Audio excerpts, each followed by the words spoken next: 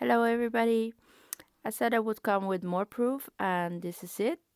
I even got more proof, but I will do that with another video clip after this one. But that one is proof from scriptures. So religious scriptures, and I know people, not all people are religious, so maybe they can better watch this one. And if this won't convince you, uh, and I don't know. This is really mind blowing. That's what I think, and all the info is right there, and you just have to connect the dots. That's what I did. And 2 years ago, I made a video clip about Lichtenberg figures because I thought mountains are Lichtenberg figures. Now I discovered that the moon got Lichtenberg figures too. So just watch this clip, and oh, you will see.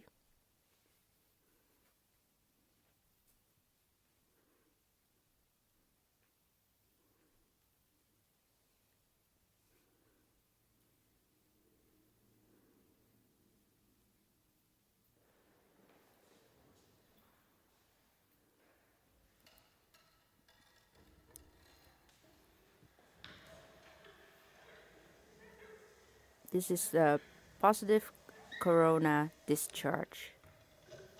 So the craters on the moon are just Lichtenberg figures. So you have two sorts of craters, and this is the positive one.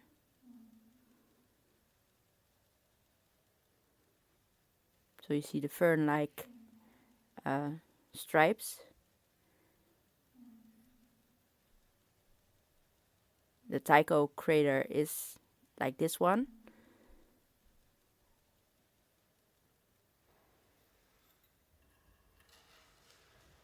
That's the Tycho crater on the moon.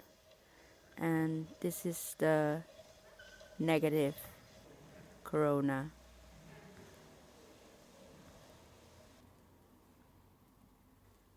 And then you got like normal craters, the round ones, and you got a lot of this one and the small ones, just like you see on this plate over here. The small ones, those are like the negative Lichtenberg figures. So this is the positive one, and this is the negative one. And now you will see on the moon, the blue one is the positive, and like the yellow one is the negative one. And this is how the craters are formed. And this man is gonna explain what a corona discharge is. So for people who don't know what corona discharge is. Eventually, something is going to give. So let's imagine we have sort of just a curved conductor, and we put some charge on it. But we're not happy. Let's put more charge on it. Let's put a huge amount of charge. And that's what this thing does. This is a Wimshurst generator. So crazy looking machine, kind of looks like a time machine or something. We spin this thing, and these little metal paddles go against these brushes. So the brushes touch the metal and the plastic, and the metal and the plastic, and the metal and the plastic. So they pick up charge from the plastic, and they dump it into the circuit with the metal. So it's very complicated the way it works. The things, you have two counter-rotating wheels, and there's capacitors in here. We're going to get into the details of exactly how it works. But the point is, when you spin it, it takes that mechanical energy, and it builds up charge on these two probes here. So one is positive and one is negative. So we have a way to put a huge amount of charge on a surface. So let's think then, what's eventually going to happen as we add more and more charge. Well, the interesting thing that happens is actually not in the metal, it's in the air near the metal. So in the air, what do we have? We have oxygen, we have nitrogen, we have a lot of things. I'm going to pretend we just have neutral air molecules, okay? So let's say we have a nucleus here, and it has some electrons going around it. Neutral air molecule. Now we know, we talked about ions, we know ions can be formed. We know that an electron can be knocked off of an atom. And it can happen for a lot of reasons. One is when it gets really close to this surface, if we think about what happens, all this negative charge is going to make the electrons want to go away. It's going to sort of warp it. The electron clouds, you know, they really don't want to be anywhere near this thing. And the proton, the nucleus really wants to come this way. So the effect of these charges could kind of warp the molecule, the gas molecule.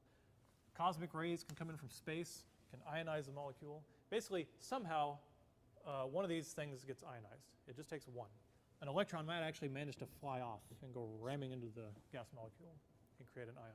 But somehow, if you can just get one of these things to come apart, you end up with, let's think of what you have, a positive ion and an electron.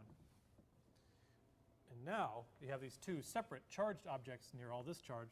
The electron is going to go flying off that way, feels a huge electrostatic force that way, and the ion will feel a big electrostatic force this way. This happens very close to the electrode at sort of a molecular scale, so the separations are very small. Okay? This thing goes flying off, gets a lot of kinetic energy, in fact enough to ionize another neutral gas molecule. Okay? So if it slams into this, then you can end up making this thing positive and having another electron fly away. And then this goes this way. So if you can just get one to separate, you can get sort of a cascade effect, and then you can have this effect happen in many, many gas molecules near the surface. All right? This is called a corona discharge. And it's interesting because it makes light. So in all these processes, the gas molecules get excited, and they go into excited states, and they relax back into ground states. And when they do that, they emit photons, which I'll just kind of draw as these wavy little things. So in regular air, the coronas are due to the excitation and relaxing of, of oxygen and nitrogen, these gases, and it kind of makes kind of a pinkish purple glow. It's a little bit hard to see. It's very hard to see. So I took a picture of one with all the room lights off. So we're showing you that now. And you're seeing the corona discharge above one of these two electrodes, that little glow. And you can see it's not uniformly around the electrode. It's really happening at a little sharp spot near the electrode, because that's where the accumulation of charge is the greatest. But that's not the end of the story. A corona discharge is stable, right?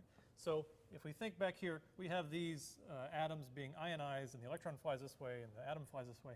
And it happens here. And if you get far enough away, you're getting farther and farther from the electrode, and how much you accelerate this electron is going down. And eventually it gets low enough that it doesn't give you enough energy to create another ion. So the corona discharge kind of happens in a well-defined region. And outside that region, it stops. And you saw that in the picture. But then something else can happen. This is the positive electrode over here. And if you keep charging it, it gets very positive, very positive, very positive, very positive, very positive. Okay? The same processes can happen on the positive electrode. You can have a gas molecule over here that's neutral, and something can ionize it, and when it becomes ionized and the electron comes off, in this case the ion would fly that way, and the electron would fly that way towards the electrode. So same thing. The rate at which they happen and how bright the lights are actually different because it's not completely symmetric, right? So here, the light thing, the electron is flying away, and the heavy thing, the gas ion, is flying back, and here it's the opposite. So you get corona on both sides, but they're different kinds of coronas. But you get them on both sides. But both of them eventually stop because you get far enough away from the electrode that the forces aren't really big enough to make it happen. But one special thing can happen is if this corona, you can think of it as this coronas get together, you can create a plasma. You can basically create a region of the gas that's basically full of electrons and ions. And it's so full of those that it essentially becomes a conductor. And a huge current goes between the two. This is called an arc discharge. Or a lightning bolt is pretty much what you would think of it as. So this machine can actually make, first it can make a corona. You saw a picture of the corona. But then if I turn it fast enough, you'll make an arc. Right? So if you get it going really fast. Oh, there's one. So you can see the arcs hopping between the two electrodes on the Windsurf machine. So this happens when the charge gets so big that it rips molecules apart in the air and makes a conducting path between the two. But it doesn't last, right? It's just a snap and it goes away. And the reason is that it discharges. So it takes a huge amount of charge on those balls, those electrodes, to cause this to happen. But as soon as that huge current flows by, then it's done. Okay? And sometimes they're very pretty. And it's fun to do. Now, for the final demo, for the sequence on charge, I have taught for a while, and I know the main thing that students like to see is they like to see danger, and they like to see the professor in pain. That's really the main thing. So I'm going to use this for one more demo. I told you before that your body is a conductor. You're a leaky bag of salt water. Right? So salt water is a conductor, ions can move, your body is mostly full of salty water. Your skin is wet, so you are a conductor. So if I'm a conductor, the lightning bolt should go through my finger. Okay, so I'm going to hold my finger in here, and we're going to send the lightning through. And I think on a few shots, you'll be able to see it literally going in one side of my finger and out the other. Sometimes it goes around, but it often goes through. So there you go. Now you're happy. Whoa, that was close. I'm glad I missed that one. All right, I'll see you in the next section. This is the coronal discharge, and this is our sun. This is the corona you see in a solar eclipse. So, and this is the strip where the stars are located, the stars we see in the sky. So this strip is actually what we see in the sky. So the rest of the moon we don't see. We see the whole moon, and then we see this strip as the stars. So the zodiacs, the 12 months, is located in this strip. And our crater is a little bit located outside the strip. So they know all of this. That's why they made this strip. And if I can figure things out with just basic science, I'm sure the really intelligent people, they must have figured it out already. But they don't tell nobody. And I'm just here, spilling the beans. But because I don't know. I think the truth matters. So, and this is where they have their moon landings. It's just basically just outside our crater, and this is where our crater is located. It's on a blue circle, and it looks like this. And you can imagine water inside of it, and then you have like the lands and the countries like inside, and this is just coronal discharge, and we are living inside the sun. So the sun is surrounding the moon, and next video clip I'm gonna talk about it and explain why I think the sun is surrounding the moon. So I hope I convinced you that we are living on the moon, and they know it. And this is the sun, and we are located like a little bit above mid-latitude. You see the 30 days, and this is the coronal discharge. See you at the next topic.